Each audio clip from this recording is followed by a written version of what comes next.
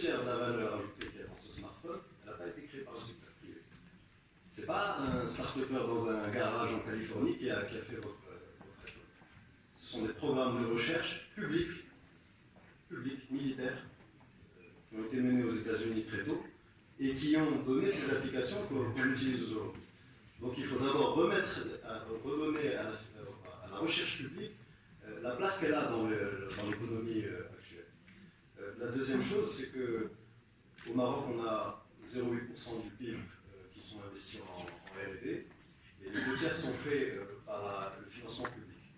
Et vous savez que l'un des axes de la stratégie marocaine, c'est d'augmenter le financement privé de cette recherche.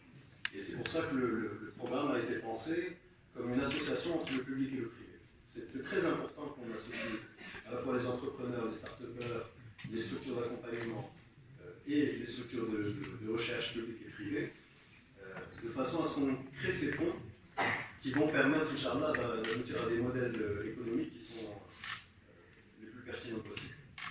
Je voudrais ajouter une chose, c'est que le choix de l'intelligence artificielle, il ne vient pas de nulle part. Je comprends très bien la critique, il y a des gens qui disent oui, mais l'intelligence artificielle, est-ce que c'est pertinent pour un pays comme le Maroc, à son niveau de développement? Est-ce qu'on n'a pas des problèmes plus urgents à traiter? C'est un débat qui est légitime. Il faut le poser. Je veux juste rappeler une chose, c'est que quand vous regardez le classement des pays du monde qui publient le plus de papiers de recherche sur l'intelligence artificielle, à la 7e et à la 8e position dans le monde, 7e et 8e position, ce sont les 2 principaux partenaires économiques du Maroc. C'est l'Espagne et la France. Et qu'est-ce que ça veut dire? Ça signifie que toutes ces avancées en matière de big data, de machine learning, de deep learning, d'intelligence artificielle, elles vont arriver qu'on le veuille ou pas. Et les canaux de contamination vont arriver par le commerce. Ils vont arriver par l'investissement. Ce sont nos partenaires qui sont en train d'aller là-dessus.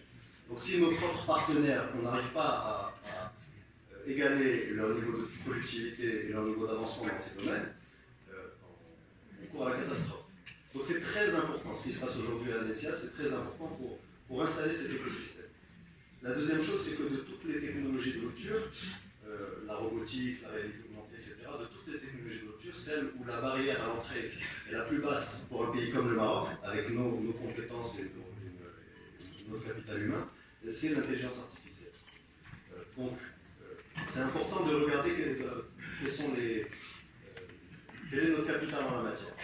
D'abord, quand vous regardez les startups qui sont dans les technoparks au Maroc, vous avez 10% des 2000 startups du technopark qui travaillent dans le big data.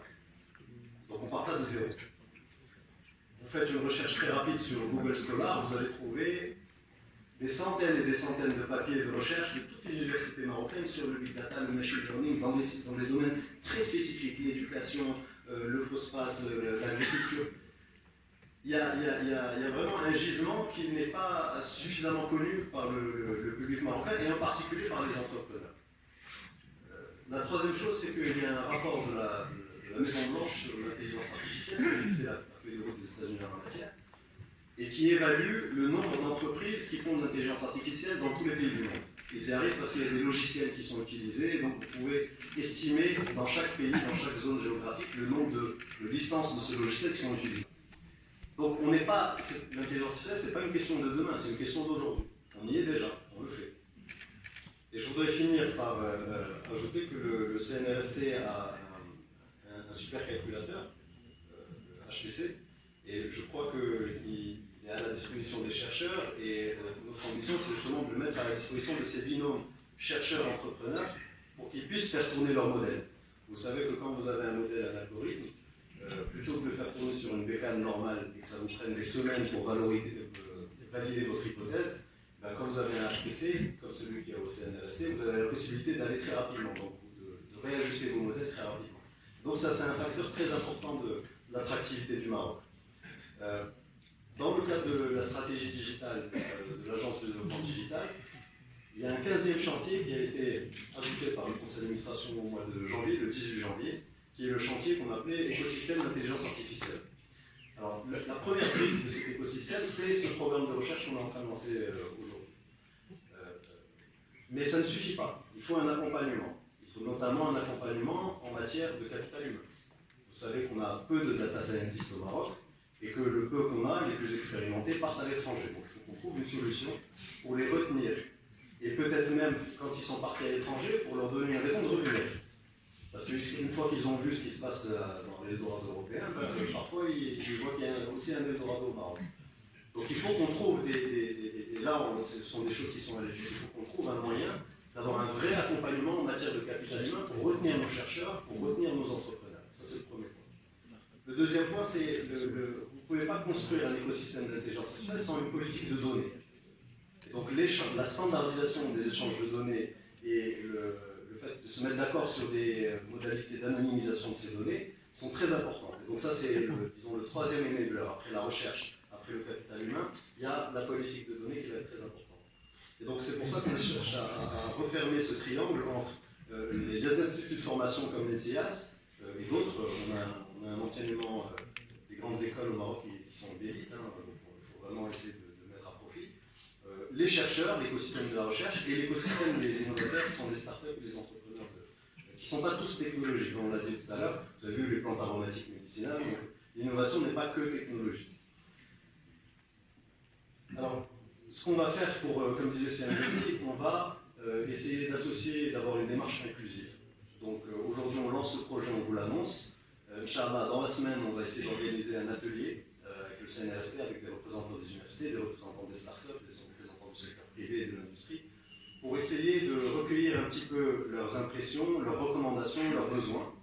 Et à partir de là, on va aller vers une convention spécifique qui va spécifier exactement la modalité de ce programme de recherche. Et j'espère qu'il sera lancé rapidement, je pense que ça ne va pas tarder. Et je crois qu'il y a déjà une certaine effervescence dans le domaine en Europe. Vous savez qu'il y a le Polytechnique Mugger qui a lancé un cycle de formation. L'université Hassan II de Casablanca, c'est le 29 avril, c'est 2 jours. Il y a l'université des métiers de la santé à Casablanca qui lance aussi une journée sur l'intelligence artificielle et ses applications dans le domaine de la santé.